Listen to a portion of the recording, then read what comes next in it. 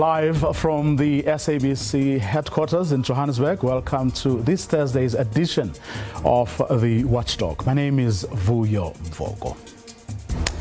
Not only is for our state, but it's also the final arbiter of the country's laws and constitution. It therefore goes without saying that the judiciary's integrity should be sacrosanct. But is it? It's a matter brought into sharp focus following the ANC-NEC member and cabinet minister's criticism of the judiciary, amplified no doubt by conversations around yesterday's response by the acting Chief Justice Raymond Zondo, and today by a group of civil society organizations that have come out to defend the judiciary. On the show tonight, in what will be the first of many themed conversations around the judiciary and judicial transformation broadly, we kick off by canvassing the opinions of some of the organizations currently involved in conversations around these matters. Before we get to that roundtable, though, we quickly follow up on a story we thought we would finish the conversation around yesterday. Business Unity South Africa tells us why and how it hopes to assist in the successful prosecution of people implicated in the state capture inquiry report. The Watchdog starts now.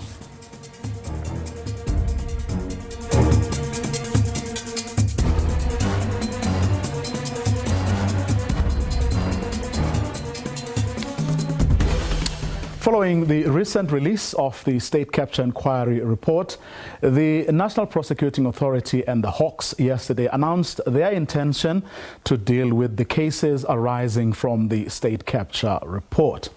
This a day after Business Unity South Africa had raised its hand and offered to help. But what exactly do they have in mind? Well, my first guest is Kes Kovadia, who is the CEO of Business Unity South Africa. He joins us on the line. Good evening, Kes. Thank you so much for your time this evening. Pity we couldn't have this conversation yesterday. But just what, as Business Unity South Africa, you had in mind when you made the offer to assist with these cases? Thanks, Rio. Thanks for having me, and good evening to the viewers. Well, we had a special BUSA board meeting to consider an initial consideration of the first part of the report from Acting Chief Justice Zondo's Commission. One of the things that he emphasizes in the report is that, and he names individuals, SOEs, some businesses and others, and recommends that the National Prosecuting Authority investigates, looks at whether there are cases to be made, and if there are cases to be made, to prosecute. We believe that this should be done, and this should be done as a matter of urgency. But we also know, and this is public knowledge because the National Prosecuting Authority has previously publicly indicated that they do have a capacity and resource problem. And what we are doing is we are saying that, look, we would like to assist in alleviating to some extent that capacity and resource problem. But how we do that, how we structure it, what are the priorities? Those are decisions that need to be made by the National Public Prosecutor. It is not our ambit to say what the priorities would be. It is not our ambit to see how this should be structured. It is also not our ambit to actually say that the National Public Prosecutor should take assistance from the private sector. I think we need to be extremely careful that in doing this, we don't in any way impinge on the independence of the prosecutor. And that is absolutely critical. So what we would be doing in the next week or two is to seek a meeting with Advocate Shamila Batoi. One of our members has already started engaging with her on this. And put this to her and take guidance and direction from her. If she is of the view that she is prepared to take assistance from the private sector. We can then discuss how we structure it so that we as business have an arm's length relationship with the whole arrangement. And she can then tell us where she wants to identify the priorities and what are critical needs. So that's where we are at the moment. And I guess we'd get more information and we'd have more sort of certainty after we've sat down with her and discussed this. Mm-hmm. You are correct. In fact, I mean, in the statement that they issued yesterday, they did acknowledge the resource and capacity constraints you've referred to, especially given the volume, of the work, the documentation and other things that they would have to go through before being able to put, people on the dock and so on. And they did also speak to the very issue you've touched on, which is, the optics of it all. How do they, accept your offer without being seen to be beholden or their, independence and integrity compromised? Now, yes, you did say, you've just said that, you will take your cue from, the NPA and the Hawks on this matter. But just from where you sit, your initial thoughts on how you can actually do what you want to do while at the same time, being very cognizant of, whatever impressions or even accusations sometimes that people may throw, around once your offer gets accepted. Yeah. So look, there could be, firstly, if the public prosecutor, is in a position where she feels comfortable to accept assistance from the private sector, there could be various mechanisms to do this.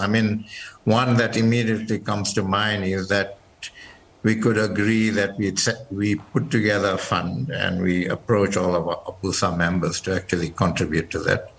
And that fund is managed by, Corruption Watch, for instance.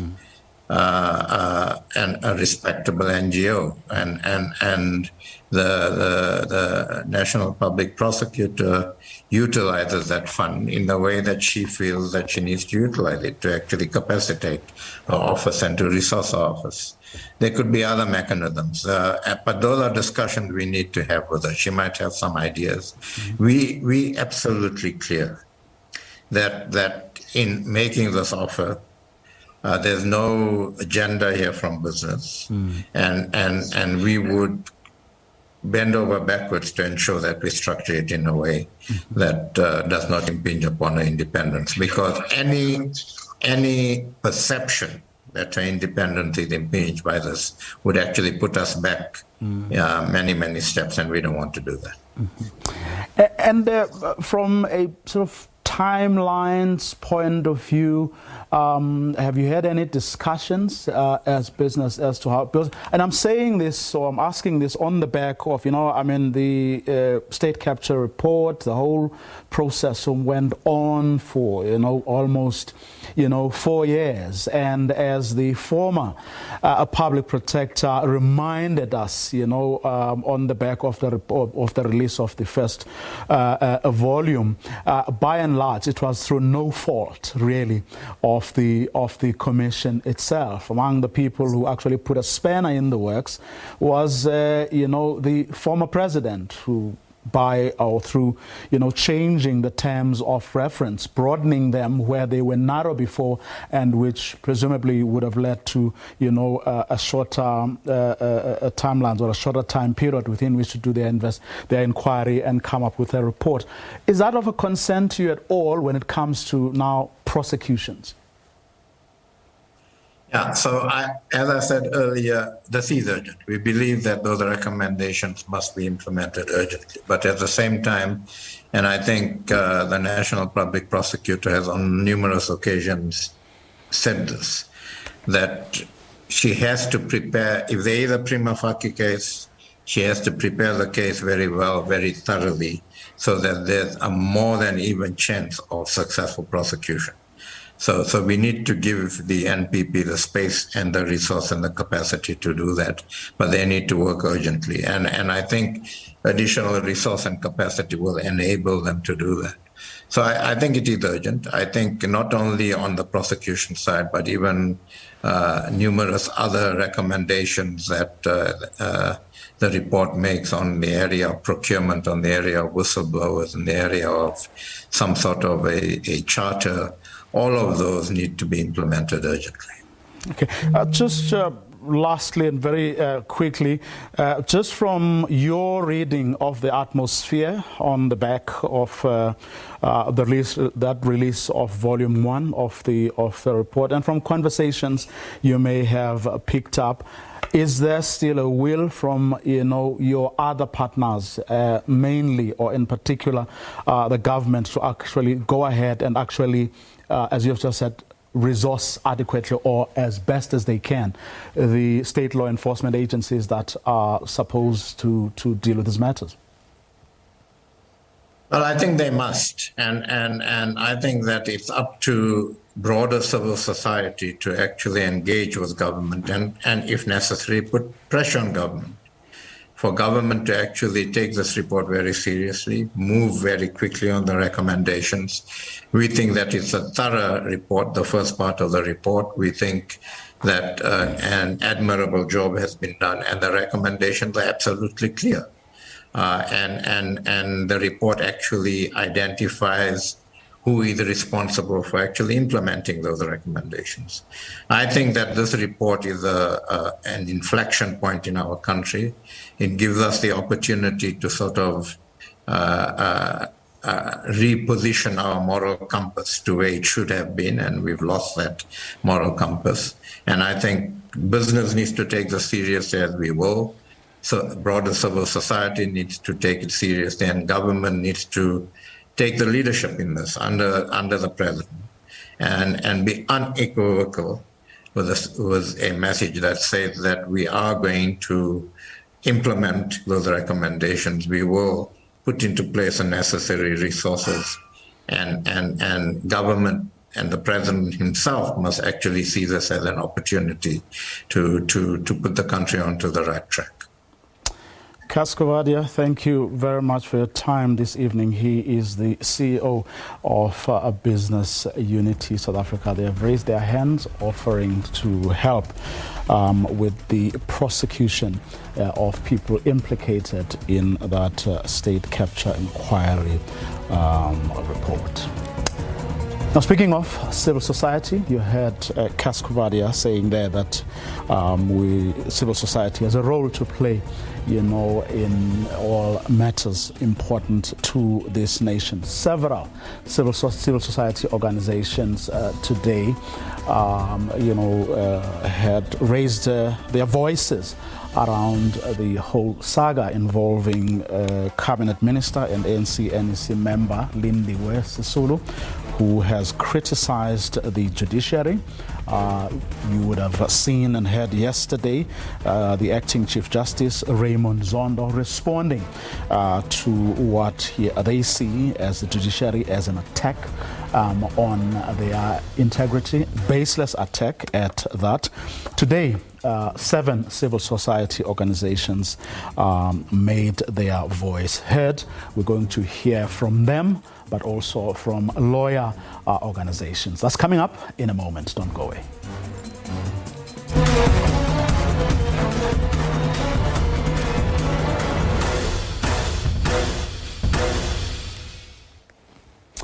Welcome back. 7 civil society organizations are among the latest people and groups to enter the fray on the matter sparked last Friday by Cabinet Minister and ANC-NEC member Lindiwe Sisulu's criticism of the judiciary, and of course the subsequent response yesterday by Acting Chief Justice Raymond Zondo. Minister Sisulu believes that today in the high echelons of our judicial system are mentally colonized Africans who have settled with the worldview and mindset of those who have dispossessed their ancestors. They are only too happy to lick the spittle of those who falsely claim superiority. The lack of confidence that permeates their rulings against their own speaks very loudly, she says, while others, secure in their agenda, clap behind closed doors. She goes on to say there's a need for an overhaul of a justice system that does not work for Africa and Africans. She adds, we have a neoliberal constitution with foreign inspiration, but who are the interpreters? And where is the African value system of this constitution and the rule of law? If the law does not work for Africans in Africa, then what is the use of the rule of law? Well, the acting Chief Justice yesterday hit back. It is rich in insult, but very poor in substantiation and in any analysis, because one, it does not refer to any judgments that judges of the Constitutional Court, judges of the Supreme Court of Appeal, and judges of the high courts have given, which have been analyzed in order to produce the conclusions that she produces. There are no facts. Well, Justice Zondo has the backing of civil society organizations, Judges Matter, the Ahmed Kathrada Foundation, the Defend Our Democracy campaign, Freedom Under Law, Corruption Watch, the Council for the Advancement of the South African Constitution, and the Helen Suzman Foundation. We're joined now by, from the latter two, by Dan Mafura and Nicole Fritz. We're supposed to be joined also by the NADEL, which is a lawyer organization that holds different views on this matter, but we have been left hanging by Advocate Mkesi, who had been promising the whole day that they would indeed cooperate and would be sending somebody. We still hope that they would indeed honor their promise. But Dan and Nicole, thank you very much for honoring us with your presence and for getting this conversation one of many, as I was saying in my introduction, because we believe that this is a matter that really deserves the nation's attention.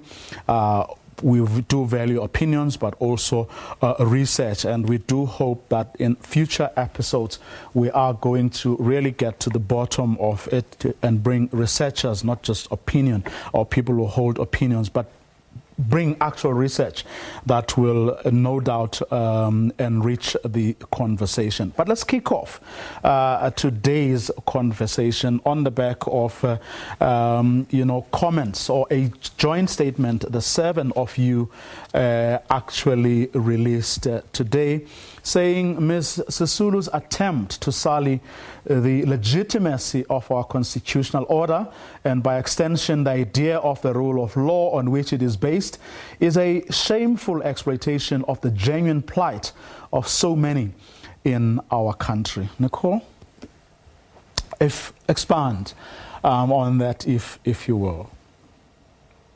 So, good evening, Bo. Good evening to the listeners. I think it's clear any engaged citizen looking at South Africa has to appreciate that so many South Africans find themselves in dire circumstances. We know that the unemployment rates are horrific. And, for too many, the experience of economic depredation on a daily basis is one which must alarm and sadden us.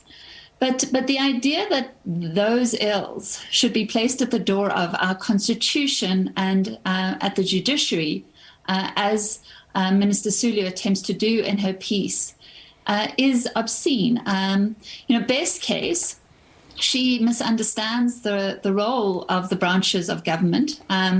She obviously serves and has served for over a quarter of a century as an important member of the executive and of the ruling party, and in the legislature. She knows that it is the legislature and the executive which sets and determines policy and implements it.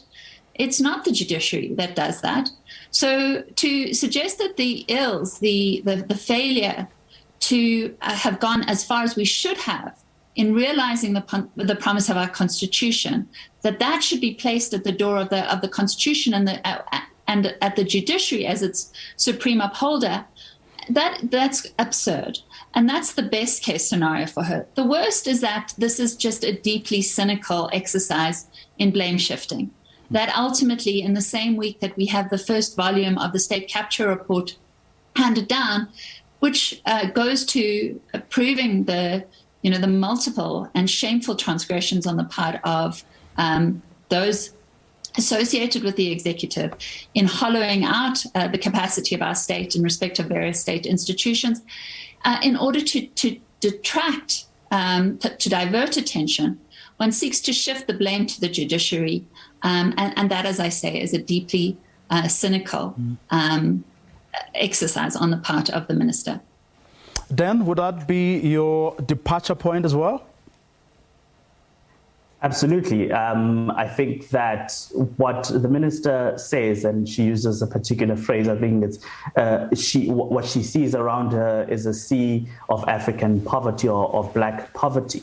And ultimately, the conditions or the socio-economic conditions that she complains about or that she bemoans are ultimately failures of policy and failures of proper lawmaking. It is not the province of the judiciary, as Nicole just said, to make laws and to make policy that is able to transform the lives of South Africans in the way that it was supposed to. But of course, the judiciary is usually an easy target because in ordinary times, you will not get a response from judges. And so you will be able to throw these kinds of accusations against them and leave that be and, have people accept that as fact. But ultimately, what the minister is complaining about is the slow pace of progress that she has not on her own version been able to substantiate that judges were a key role in that. Does she only, let's just say that, her comments may be some or all of the things she says, they are, and whatever her motivation for, saying the things that she said, and irrespective of the fact that, as many people have been saying, the executive and the legislature are the people who are responsible for the things that she's trying to, or she tries to make the judiciary responsible for. Notwithstanding all those things, and however legitimate those arguments may be, when we look at the South African judiciary, if you were to do an appraisal of its performance over the years, what for you, Nicole, would be the things you would want to highlight? Well, I think, as our acting Chief Justice pointed out, just to refer back to this article, which has sparked so much controversy, is that it lacks any real substantiation and detail. And one can't reflect back on the performance of the courts without actually saying, whilst they're not responsible for the formulation or implementation of policy, in fact, to the extent that we have secured some enormous socio-economic wins in this country that have directly improved the lives of, often millions of South Africans, that is attributable to some of the most far-reaching judgments of our courts. So we think about the antiretroviral case, mother to children transmission case that was brought by the Treatment Action Campaign. I mean, the consequences of that judgment for millions of South Africans, right, was absolutely enormous. And we've seen that repeated over the years, that there has been real progress made in terms of requiring the executive to implement some of the socioeconomic promise of the Constitution, not to the full extent by any means that we would want the Constitution's promise to be realized. And I think the Constitution also, I mean, the courts have played an enormous role actually in trying to thwart some of the worst excesses of state capture. So they played an incredibly important role as a bulwark during those years when we didn't have the information that we now have, given the systematic treatment by the Zondo Commission on state capture.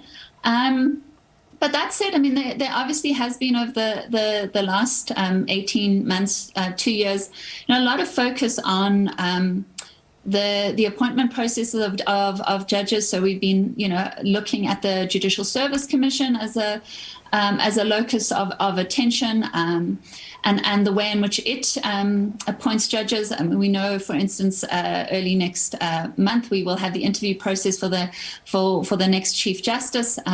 This is a time when South Africa desperately needs a Chief Justice permanently appointed, so not just acting in an acting capacity. But, I think that one can't look at the judiciary and its performance without saying that, there has been, if you look at the detail, that there has been a tremendous service that has been rendered to the people of South Africa. Mm-hmm. Then, I mean, if you look at social media, listen to some of the people calling in on our radio programs and so on. Among the things that South Africans haven't forgotten is the fact that at a very critical time when we're failed by both the legislature and the executive, it was, in fact, of course, with a lot of help, prodding and activism from civil society. But the judiciary was our last line of defense.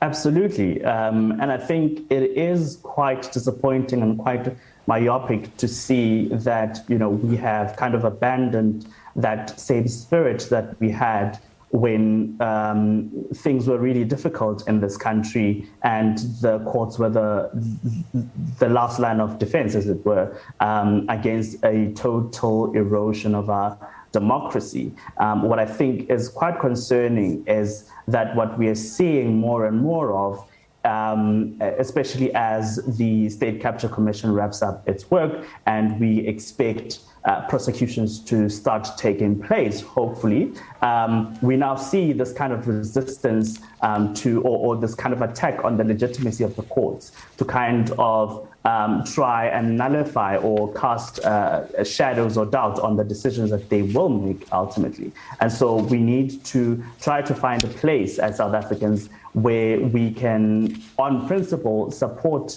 the judiciary as one of the foundational institutions for maintaining our constitutional democracy. You don't think, as some people have suggested, Nicole, that yes, the judiciary may be all the things that both of you have highlighted now and more, but also as it has been, in the history of our democracy, but even before, but of course we can't talk about, the apartheid era, a system, because I don't think it'll help any conversation really going forward. But have you seen any hypersensitivity, or do you think, the judiciary is being hysterical, as some people have suggested, even by merely responding to Lindiwe Sisulu, the acting Chief Justice was? I don't think that that was the case. I do think it was an extraordinary move on the part of the acting Chief Justice to respond as he did. But I think that what he was doing in choosing to respond as he did was to signal how exceptional these circumstances are. And it's not as if we can't criticize the judiciary. We must criticize the judiciary when that is well-founded. But for a minister, a member of the executive, to do so, and to do so on such a wholly fallacious basis, so that, as I said, at best, she misunderstands how government operates. At worst, she's engaging in this deeply cynical exercise of blame shifting. And that this comes on the back of a string of attacks on the judiciary by political actors in what seems to be a fairly coordinated attempt to foreclose on any possibility of accountability for wrongdoing associated with public office. I think he recognizes the magnitude of that threat. And I think what's also disturbing, and a point that we make in the statement that was issued, is that it's not just that she's a member of a government, right? She's a high-ranking member of our ruling party. And that party rightly takes pride in the fact that it was primarily responsible for ushering in our constitution and the rights that are guaranteed therein. And so for a member of the ruling party to seek to eschew or reject the Constitution, which ostensibly, represents the democratic aspirations of a democratic South Africa, I think that is enormously disturbing. So yes, I do think that his actions yesterday in responding as he did were exceptional, but he was signaling how grave the threat is that is posed to our judiciary when the authors of this type of fallacious, wrong critique are members of government and of the ruling party who ushered in this constitution themselves. And I do think we have to appreciate how exceptional and extraordinary these circumstances are. Dan, your take, do you think, often members of the judiciary get all hysterical and hypersensitive when they're being criticized? So, as I said earlier, I think that the judiciary or the courts tend to be the scapegoat or an easy target, mostly because judges are required by the nature of their job to keep to themselves and not to respond to public sentiment. But what we saw yesterday, the response by the acting Chief Justice, came after about 5 days of complete silence. And the only responses that we saw to that article were from members of the ANC. And the kind of discourse that was taking place was almost as if this was an internal party issue. And we obviously know that it is not. This is a very serious attack or a very serious attempt to undermine a very important institution in our democracy. Well, cabinet spokesperson, the minister in the presidency, Mondli Gungubela, did come forward and distanced themselves from that statement. Right, but then we are going to get into whether or not that is indeed enough. And obviously one doesn't want to go there because then we're getting into a whole different terrain. But for the acting Chief Justice to feel the need to come up on national television and make the statement that he did with the very forceful words that he used should signal to a lot of us that there is something that is seriously wrong and that these are not usual circumstances that we are used to. And so we can debate whether or not that was a good idea, but certainly we cannot deny that this is not something that we have experienced before. Do you think the ANC has a case to answer here, Nicole, for perhaps not having done enough to really address the very same things that Lindiwe Sisulu is complaining about? And I'm taking it beyond her now to the ANC itself, because it is, it must be noted, an ANC minister, for example, that, as I've just pointed out now, who came forward and actually distanced themselves from what Lindiwe Sisulu had to say. But as the party that has been governing this country since 1994, do you think, or do you feel that, as some people have suggested, that their performance has left a lot to be desired? And we're not talking here about things that Jacob Zuma may or may not have done, but overall, just in their approach to really strengthening democracy,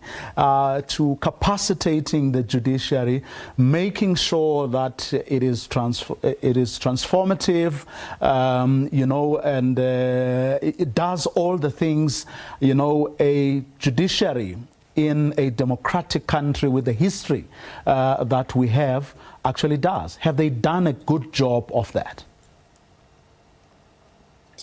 I do think that our judiciary has been, held out as an institution of global repute and has earned, praise. Its jurisprudence cited widely, around the world. It is internationally influential. And I'm talking now perhaps a bit narrowly around whether the ANC, as the party that has been governing the country, have they performed? In other words, have they been, one, aware of, two, worked towards, ensuring that they deliver to this nation, the kind of judiciary that we deserve? And I'm, for a second, parking, what, the judiciary itself has actually done, their performance, which has led to them being held in high regard the world over. I'm talking now about the ANC as a governing party, their performance, what things you can point to and say, here they have really done well to ensure that, they support, the courts, that they have done well to craft the kind of legislation that will help the judges arrive at judgments that will really promote and advance our democracy. Well, that's difficult to say, right? Because, I suppose the question that you're asking is the ANC as the governing party performing as government, has it done enough rather than it as a party?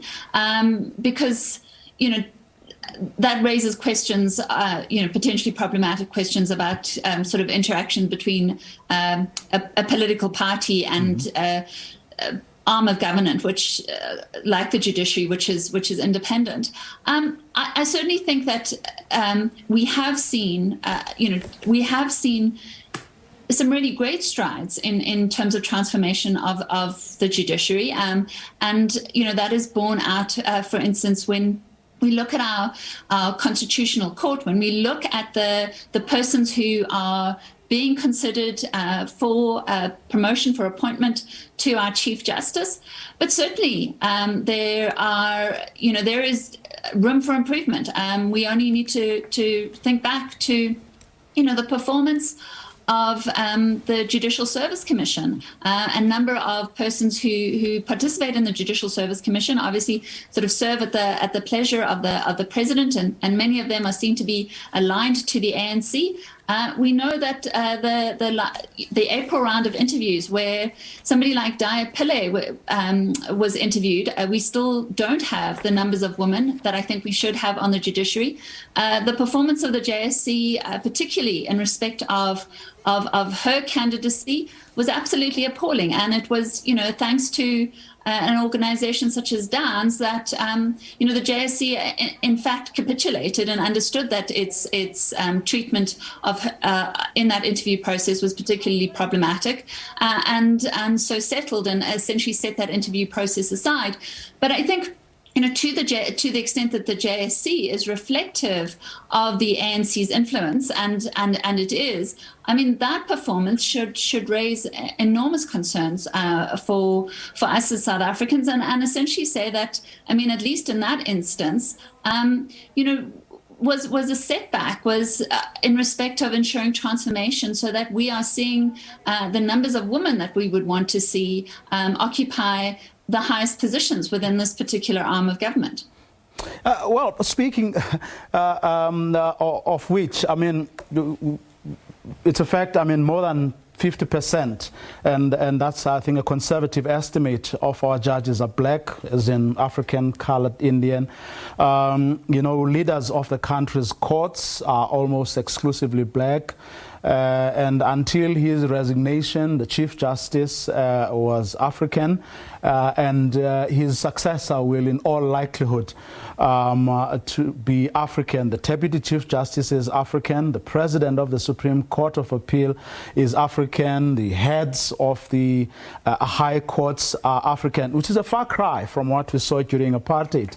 All male, all white, all middle class, and largely Afrikaans speaking. But of course, then, I mean, transformation goes beyond that.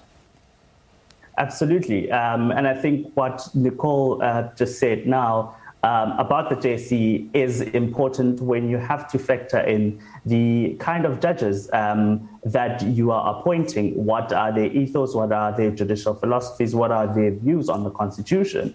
And if anyone has been appointing judges who have not, allegedly, who have not promoted the spirit of the Constitution, it's the ANC. And to have a minister go on national media and call the leaders of the judiciary colonized Africans is quite concerning. Even on just a very human level, a very serious charge, and somewhat negating the identity of the judges who now head up our judiciary, which is far more diverse than it has ever been in the past. And so we need to start asking questions of the ANC if indeed this is the feeling amongst ANC leaders, that the judiciary is not transformed enough, at least in terms of ideology, to say, as the party that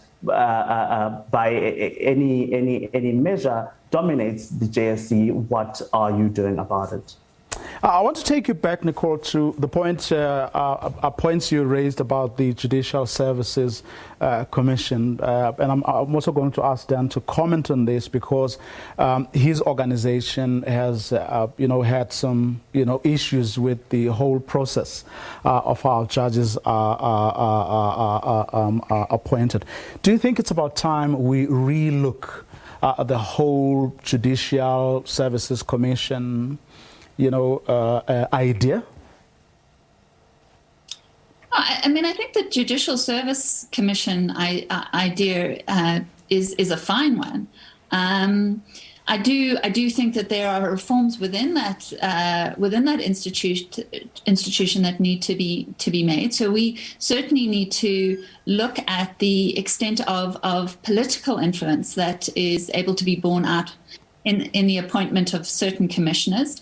I certainly think that one has to look at the way in which the interview process is conducted, and to refer back to the April interview process of last year. I mean, that was an execrable example of how a sort of dignified, interrogative interview process should be run, and to essentially subject potential candidates to this undignified spectre, to be to call on them to essentially defend their judgments when it's entirely improper that would be a forum in which they would be required to do so. That all goes to, I think, a criticism that must be directed at the JSC, which is that its performance needs to be very closely monitored. And as I said, I do think that there are reforms of that institution that need to be considered. not that there is an overhaul or a collapse of it. It's a fine idea, but I certainly think that there are improvements that might be made. Dan? Right. So I am of a similar view in that, in most countries, judicial appointments are purely political.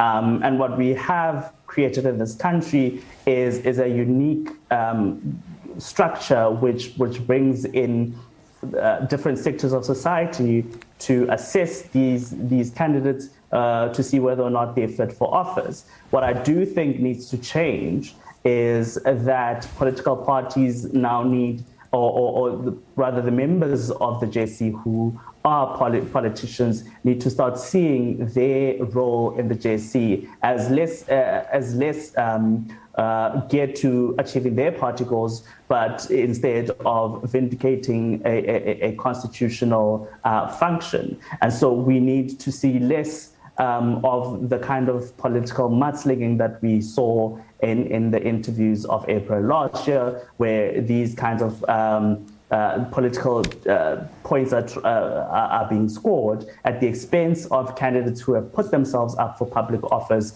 and expect to be treated with a little bit of dignity and the utmost professionalism. And so I do think that it is important for us to have some kind of democratic control over judges, because judges do exercise a great deal of power, but we need to do it in a way that does not only serve political or partisan political aims. And that's where we're going to leave it for this evening. A special thanks to Dan Mafura from the Council for the Advancement of the South African Constitution, and Nicole Fritz, who is from the Helen Suzman Foundation. Now, a little earlier, my colleague, political editor Mzwandile Mbeja, had an interview with ANC NEC member Tony Yengeni, and this is what he had to say about Acting Chief Justice Raymond Zondo's response yesterday to that article by Minister Lindiwe Sisulu. I think that Lindiwe Sisulu, as a citizen of this country, has the right to express her views on any subject that is on the table. Lindiwe Sisulu is a citizen of South Africa before she's a member of parliament, before she's a minister. And therefore she enjoys all the rights enshrined in that constitution. The freedom of speech is a right that she enjoys like me and you. It's even enshrined and protected by the Bill of Rights. Yeah. So no one, including Zondo, can stop her from speaking her mind. It's a constitutional right that she fought for herself, and all of us fought for those rights. So this notion that she insulted the judges is neither here nor there as far as I'm concerned. Because she raises very sharply an issue that has been raised before. From time immemorial, since the colonialists from Europe set foot in our land, that debate started. Would be interesting to hear what other ANC leaders think, and whether they think that what that piece actually did was exactly what Mr. Tony Yengeni there says is what she was doing and has every right to do. But that's why we're going to leave this particular conversation for tonight. But do remember that we are going to have several more of these discussions around this very issue. Not just the issue of her criticism of the judiciary, but broadly issues around the transformation of the judiciary. To this now, South Africa will continue to position itself as a formidable player in the realm of space activities. The country's maritime domain satellites were launched in the U.S. today as part of the Transporter-3 mission. The Department of Science and Technology collaborated with SpaceX, owned by South African-born business magnate Elon Musk, and the Cape Peninsula University of Technology. The satellite constellation will be deployed in low orbit to monitor vessels traveling to South Africa's coastal waters. We leave you now with a look at that historic moment when the maritime domain satellites were launched. From me and the rest of the team, it's a good night. Are nominal.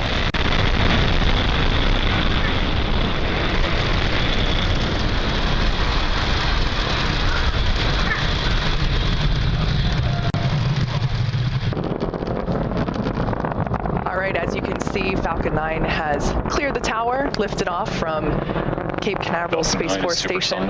We just heard the call out that the vehicle is supersonic. We're currently going to throttle down the engines in preparation for Max Q coming Max up. Q. Oh, there we heard it. So that was the moment of greatest aerodynamic pressure that the vehicle will experience in flight today. Everything looking nominal with stage 1 trajectory. Now we have 5 events coming up in quick succession. MECO, or main engine cutoff, stage separation, stage 1 flip, second engine start 1, and the boost back burn. And you can follow along with those events there on the timeline at the bottom of your screen. We will be attempting to land the booster back on land at landing zone 1. This is known as return to launch site, as opposed to a drone ship landing.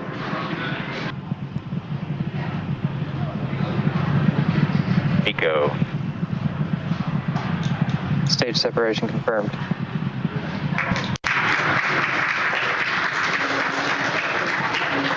Back startup. Stage 1 boost back startup.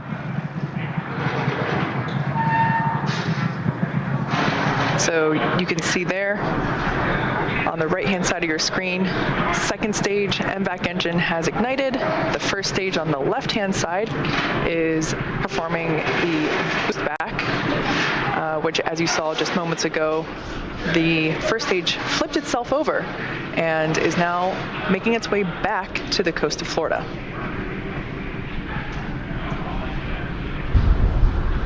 Stage 1 boost back shutdown. All right, so there we heard the call out that the boost back burn has concluded. That was the first of 3 burns that the first stage will perform today. And we can see the grid fins beginning to deploy there on the left-hand side of your screen. The next event we have coming up is fairing deployment.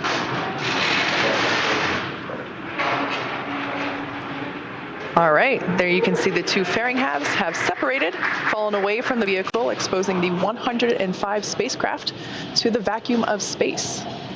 As a reminder, we will be attempting to recover these brand new fairing halves once they make their way back to Earth. Just a few seconds away from landing. Stage 1 is transonic. Vehicles traveling around 900 miles per hour. Really puts the deceleration into perspective. In the span of less than a minute, we'll have reduced from twice the speed of a jet, Stage 1 landing burn, all the way down to 0 as the rocket lands. There's a view on the right-hand side. Stage 2 in terminal guidance. Of the landing back at landing zone 1.